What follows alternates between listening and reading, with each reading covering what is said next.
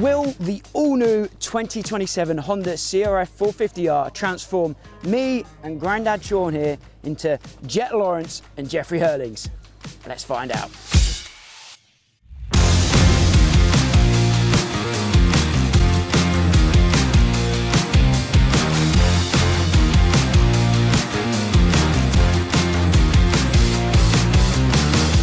So the 2027 Honda 450 is all new. There's a lot of hype around this bike. We've heard some good things, haven't we? The whispers have been positive.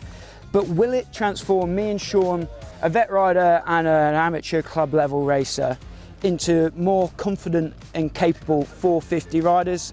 Well, we've come to a world famous Grand Prix track to find out today. We're at the Trentino track here in Italy. What a backdrop for a test. We're both going to try out the bike today. We'll give you some details on what's been upgraded, and then we will give you our thoughts and review at the end. And we'll let you know if we've become faster, if we're anywhere closer to being Jett Lawrence and Jeffrey Herlings.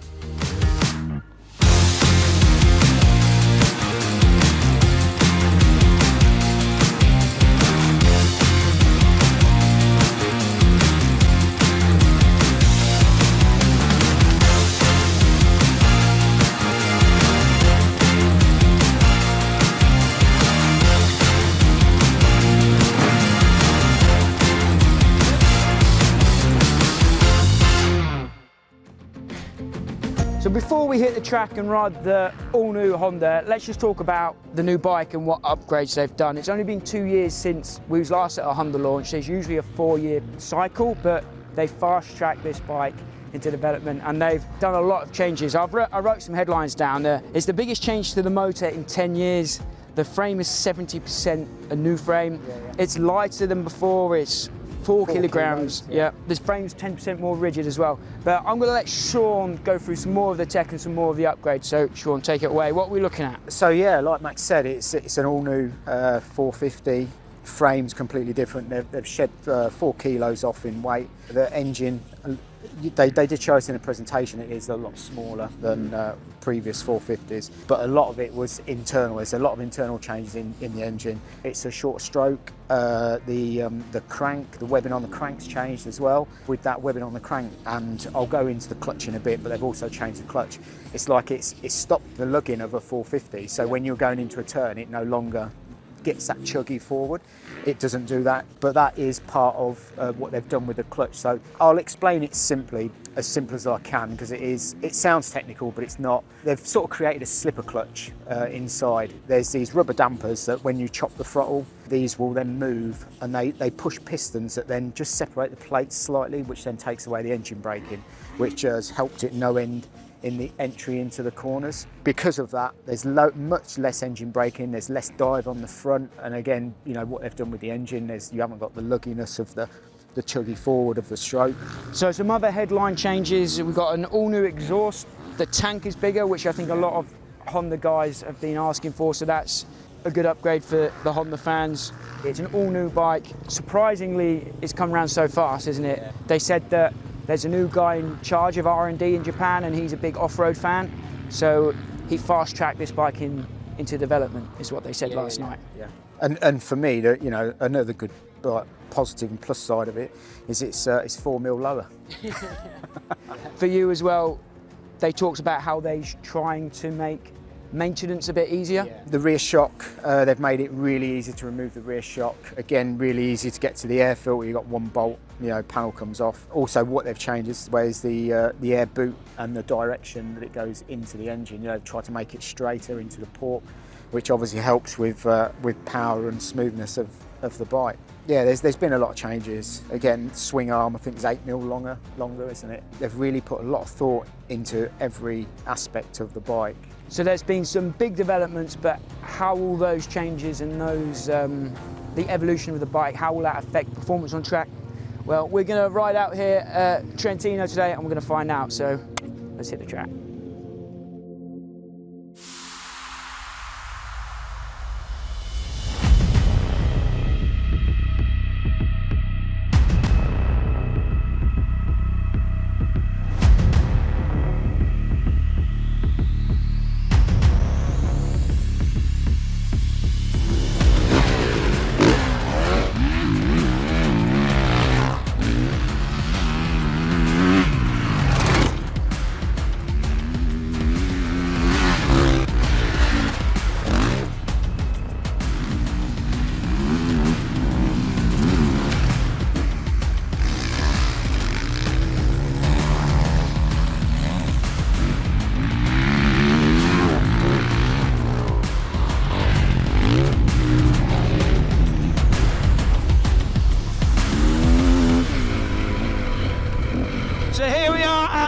absolutely stunning Trentino motocross track here in northern Italy. What a stunning location for a motocross test, eh?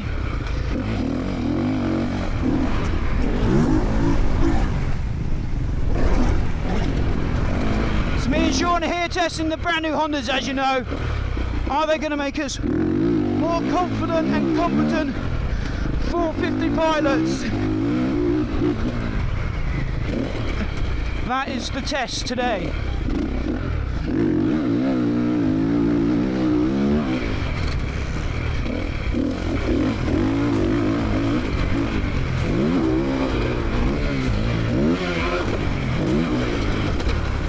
Sean and I typically aren't 450 guys, so I was really interested to see how much confidence and comfort we could find on such a powerful bike on a GP circuit like this. It did take a few laps, but as the first session wore on, we started to find our flow.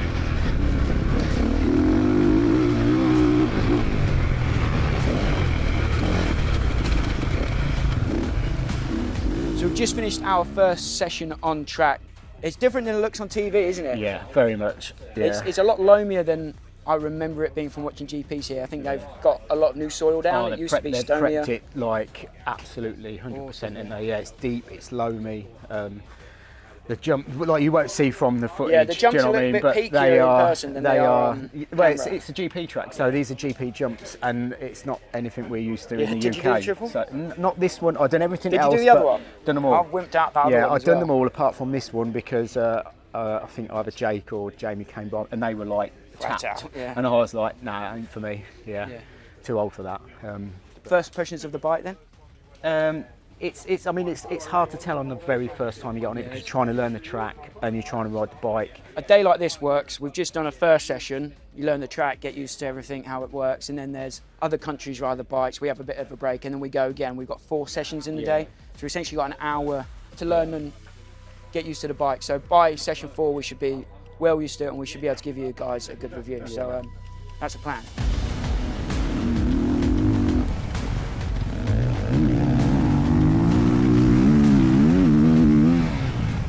As the day wore on, we started having a load of fun riding around this awesome circuit together. This was bucket list stuff for us, for sure.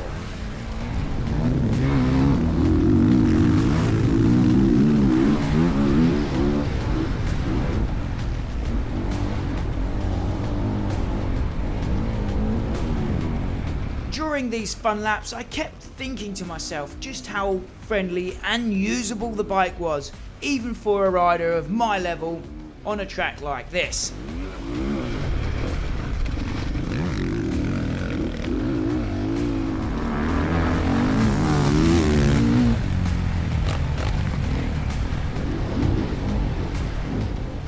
I think after that session, we were about ready to give our verdict. But first, I think we need to see the bike go fast as well.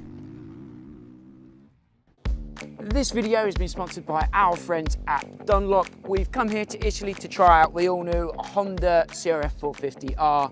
And what rubber do Honda trust? That's right, Dunlops. They've got the MX34s on there. Dunlop are a big supporter of what we do here on 999 Laser, so I need to say a massive thank you to those guys. I've left a link down below to their website. Be sure to check them out next time you need some new rubber for your ride. Cheers. So you guys have seen a couple of amateurs, me and Sean, hit the GP track here at Trentino. But just in case you wanted to see a little bit of faster action, we've asked pro British Championship rider Jamie Carpenter to take our camera for a spin around the GP track here at Trentino. So Jamie's going to take it away. He's going to show us how it should be done.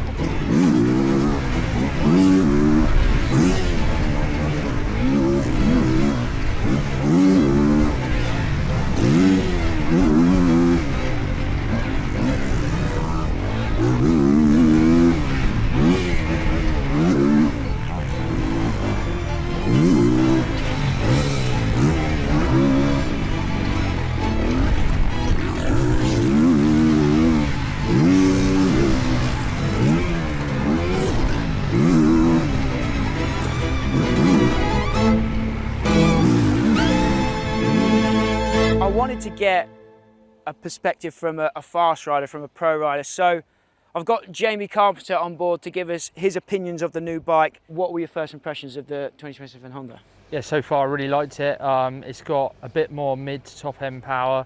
They've made some improvements with the chassis. Everything just feels a bit more tighter, more predictable. Yeah, those are probably the key things: tighter and more predictable, and more mid to top end power. But it's really usable at the bottom. Yeah, nice bike to ride. So, like, compare it to the old bike. Is it a big difference? Yeah, the chassis wise, and the ergonomics is quite a big difference. I did notice, yeah, when we were talking about the power, the gearing's a bit different. It's 2 teeth bigger on the rear. So I'm riding third gear a lot. So overall, you're giving it a thumbs up. Yeah, 100. It's definitely a step forward. I've ridden most 450s now, and I'd have to say, as an all-round package, I think the Honda is the best one for like comfortable and performance. It's just got that right balance with the chassis and the power.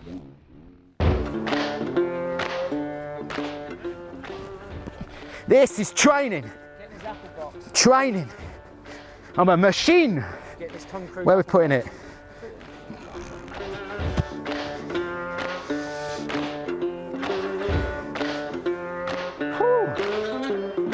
So we've just finished riding the 2027 Honda CRF450R, an all-new bike for next year. Give us your thoughts, opinions, reviews, Sean. All in all, the package, the whole bike, yeah, mega impressive. Yeah. Really impressive. As it went through the day, it started drying out. There are some hard packed bits out the back that's like choppy, and yeah, it just felt amazing. Yeah, I don't think there was any part of the track where, you know, you were sort of wincing a little bit, or just like, it just soaked up everything. So that part of it, yeah, mega impressive. There's a couple fast sections of the track with like some holes, and I was going through there wincing, expecting there to be a harsh kick, and there wasn't. No.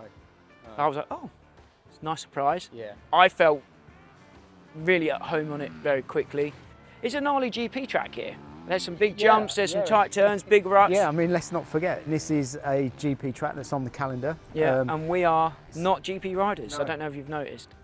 No, we're everyday riders, everyman racer. You're a vet racer, I'm a clubbing racer. But the bike gave me a lot of confidence. A bit of behind the scenes, these events are quite intimidating sometimes. You come into these world famous gnarly tracks, you're riding a new bike you've never touched before. It can take you a long time to kind of get comfortable out there, and some tests you never even do. No. You're just a little bit tight all day. Yeah.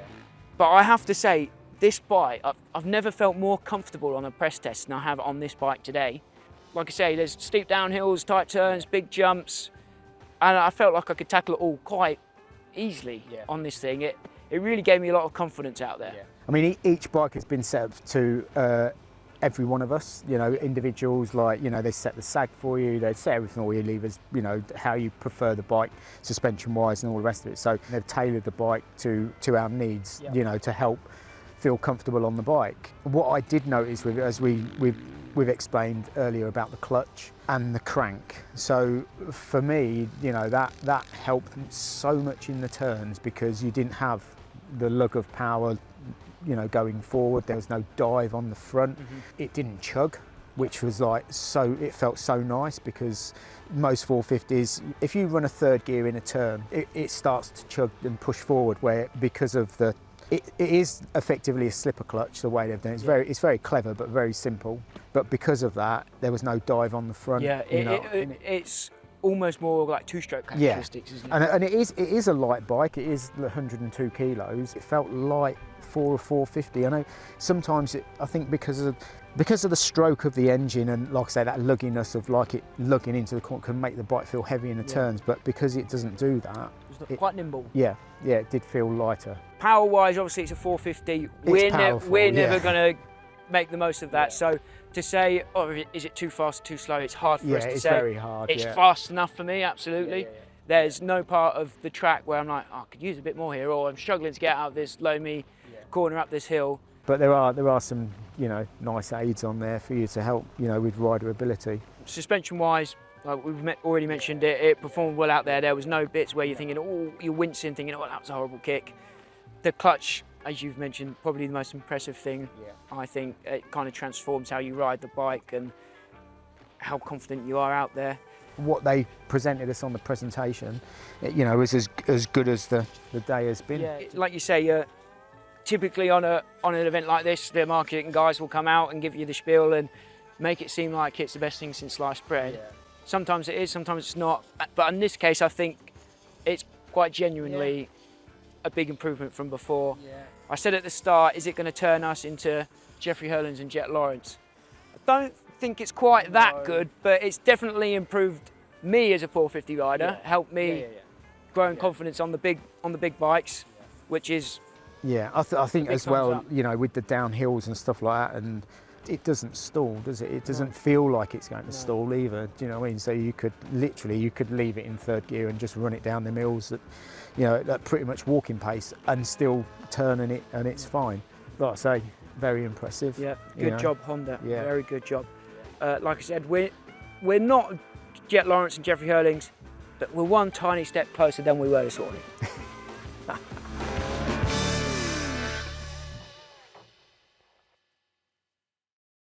Before we sign out from the video, then let's just say a big thank you to Honda UK for inviting us out, to HRC, the guys from Japan are here as well. We got Matt Sticker, we've got Max Nagel's son. Yeah. They've been with us. They was at dinner last night. Those are the guys that actually designed and engineered this machine. So it was really cool to chat with them, and for them to see us use their little baby out on track is very cool. So a big thank you to those guys for coming over, hosting us. Been an awesome trip, Sean. Well done as always, mate. Awesome, mate. Thank you. Fastest granddad here today, definitely. Yeah, I'll take that. I'll take that. My name's Max. You've been watching 999 Laser. Until next time, subscribe if you've enjoyed this video. I'll see you